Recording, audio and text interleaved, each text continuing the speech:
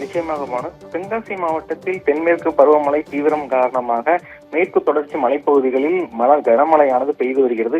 மேலும் தென்காசி மாவட்டத்திற்கு கனமழை பெய்யக்கூடும் என எச்சரிக்கையும் வானிலை ஆய்வு மையமானது அறிவித்துள்ளது. அதன்படி தென்காசி மாவட்டத்தில் நேற்று முதலே அவ்வப்போது சாரல் மழையானது பெய்து வருகிறது. இந்த தொடர் சாரல் மழையின் காரணமாக குற்றாலத்தில் உள்ள மெயினருவி, பழைய குற்றாலம், ஐந்தருவி, புலியருவி மற்றும் சிற்றருவி உள்ளிட்ட அனைத்து அருவிகளிலும் தண்ணீர் வரத்தானது அதிகரித்து காணப்பட்டது.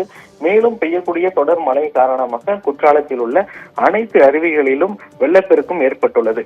இந்த வெள்ளப்பெருக்கு காரணமாக சுற்றுலா பயணிகளின் பாதுகாப்பு கருதி சுற்றுலா பயணிகளை அருவிகளில் குளிப்பதற்கு தடையானது விதிக்கப்பட்டுள்ளது.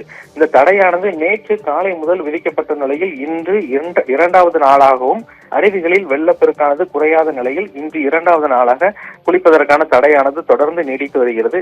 இருந்த போதிலும் இன்று வார விடுமுறை தினம் என்பதால் சுற்றுலா பயணிகளின் கூட்டம் வந்த வண்ணமே உள்ளது. குற்றாலத்திற்கு அதிகப்படியான சீசன் காலகட்டம் என்பதால் சுற்றுலா பயணிகளின் வருகையானது அதிகரித்து காணப்படுகிறது.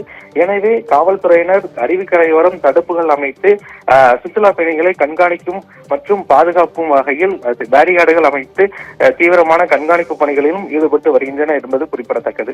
மேலும் தென்காசி மாவட்டத்தில் சாரல் மழையானது தொடர்ந்து நீடித்து வருவதன் காரணமாக அருவிகளில் வெள்ளமானது மேலும் அதிகரிக்கக்கூடும் எனவே எதிர்பார்க்கப்படுகிறது. அந்த வகையில் இன்று இரண்டாவது நாளாக குற்றால அருவிகளில் குளிப்பதற்கான தடை என்பது சுற்றுலா பயணிகளுக்கு ஒரு ஏமாற்றத்தையே அளித்துள்ளது என்றே கூற வேண்டும்.